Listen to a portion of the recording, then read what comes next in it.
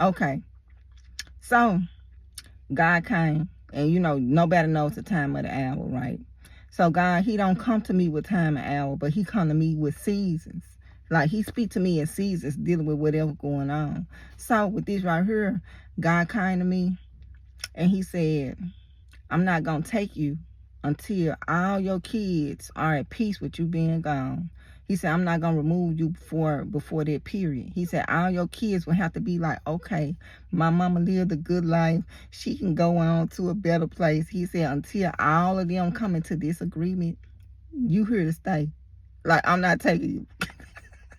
This is what God told me. And so so that's what it is, dealing with this. So me, I'm like, all my kids will have to be at peace with their mama leaving before God come and finally say, okay, they at peace now, I will take it. Because this is what He told me.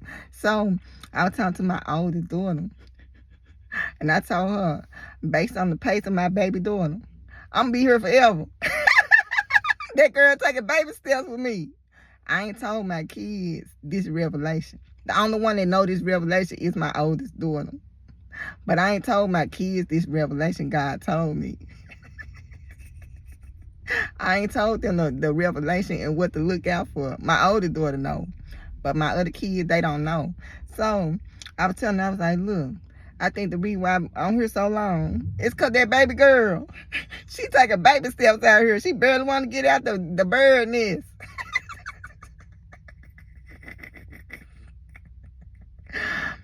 I said, she gonna keep me here a long time.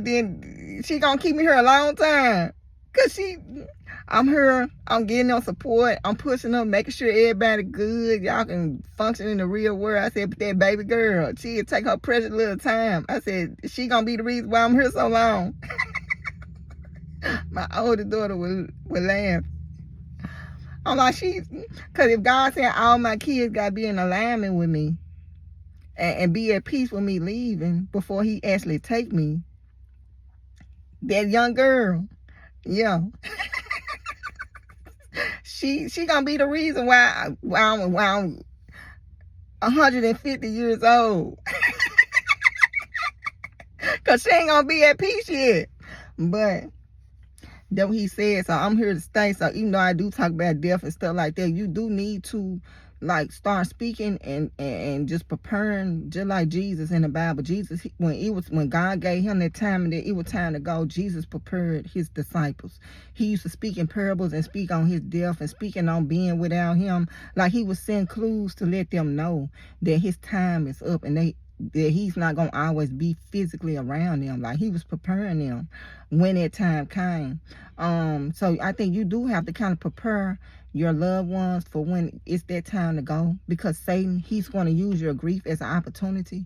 And even though your kids have been doing everything right all their life, they get hit with a death of a loved one, and then they lose it. They lose themselves in this process, this grieving process, and they end up turning to drugs and alcohol to cope with something that's a part of life. So I feel like if you kind of prepare them now, you don't have to deal with you in heaven and you looking down and your kids just hooked on drugs, or your kids then turn to alcohol. They trying to cope with your death. You done lived your life. You done lived your whole time. You did everything you need to do.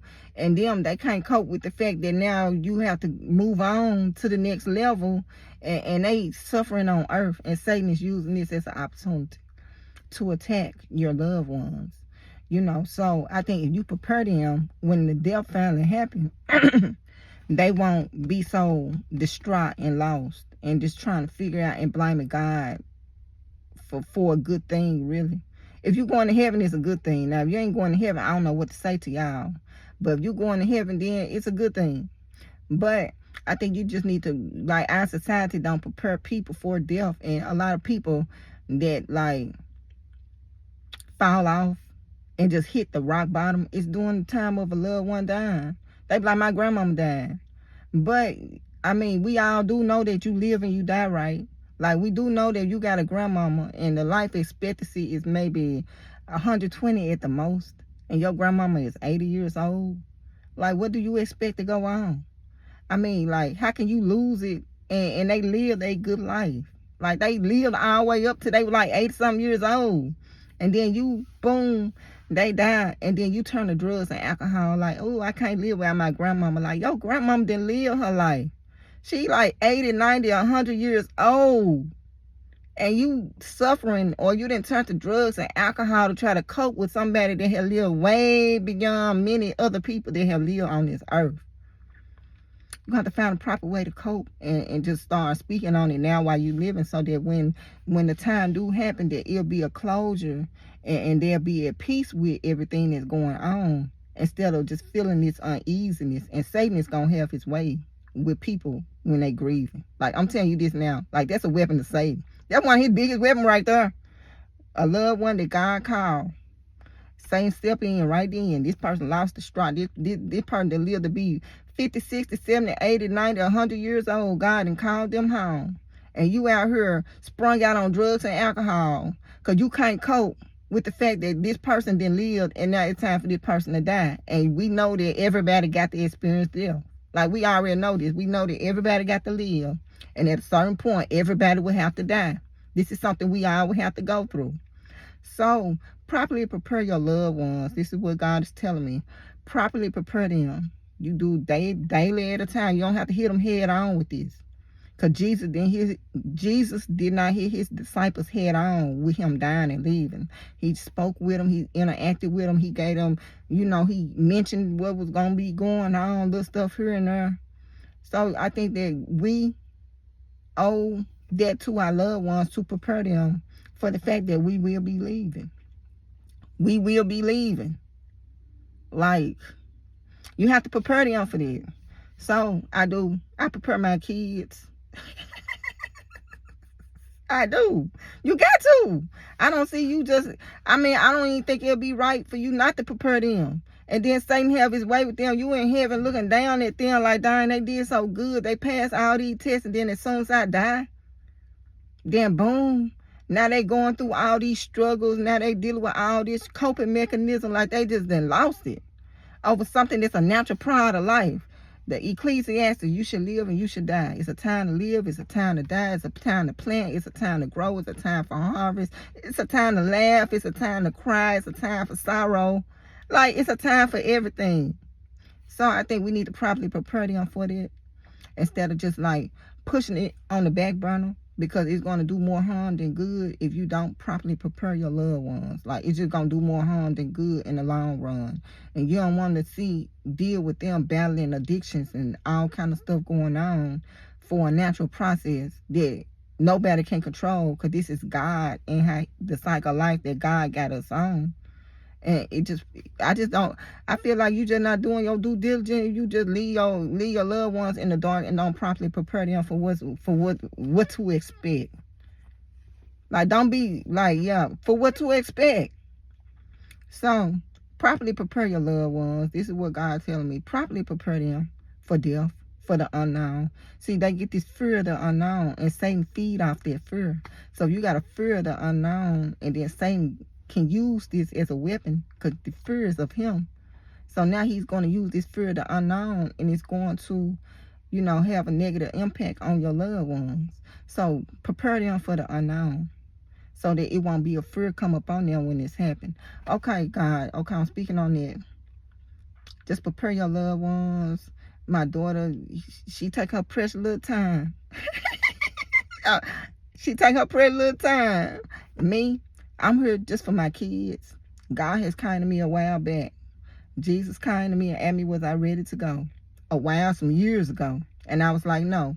So he gave me the option back then. I said no. And now I just feel like my purpose is really just to offer an extra form of protection and support for my kids in this evil world. Yeah. So I'm ready. Spiritually, I'm just like, dang. Wait, what you got going on? My other daughter, what y'all got going on? Like, I'm really just like here just as a form of extra protection for them out here right now. And I'm going to be there. Like, I'm here to provide support to my kids while they're here. I do not want to be here for the great tribulation. I do not want to be here once God removed the Holy Spirit, which the Holy Spirit has already come to me and said God has already called him. So when you're dealing with seasons, like I said, you don't know the time of the hour, but the Holy Spirit has already come to me to tell me that God has called him, so he will not be here. He's going to leave earth. So if you ain't got the Holy Spirit guiding you, then I don't even want to be around for this right here, because I feel like at a certain point, and God is finna unleash all this evil, like just me and my logic, my spiritual logic, my high power logic. Me and my high power logic. Shoot, if you holy and you right and you doing right, at some point you ain't gonna want to be around all the evil. Like you just not gonna want to be around all that. You're gonna be like you just not gonna want to be associated, affiliated with it. So I'm just kind of like that. I'm like her and just protecting my kids and stuff. But once it get evil and evil and more evil and more evil, I don't want to be here around all that. I'm be like, God, why I'm even here? For real. Especially during the Great Tribulation. Like, I do not want to be around for the Great Tribulation. God may take, his holy ones during that time and just let everybody have their way. And then because see, sin have to reach a peak. Once it reaches highest point possible that it can possibly reach, then God's judgment will fall on us at that point. Sin has not reached its peak. Even though we in sin and sin is getting worse and worse and worse, it ain't reached its highest point. God can't judge till it reaches highest point. Just know that too. So once everything reached the highest level it could possibly reach, which is probably reach God in heaven, once sin reaches God in heaven, judgment will occur at that point. But till then, everything gonna build up and build up and build up and build up. And then when it gets so out of control that it finally reach heaven, God is gonna respond at that point with his wrath. I do not want to be around for the Great Tribulation when that happen, y'all. So, this is 3 things that I'm speaking on, stuff like that. Boom. Everybody well aware. I do not want to be around for the Great Tribulation. Even God know this. I'm like, God, if I got to be around as an extra form of protection for my kids, then cool, or whoop-de-doo. But me personally, I don't want to be around for no Great Tribulation. But I'm here to try to make sure my kids stay on track and do what they need to do so they can get back to where they came from, which is heaven.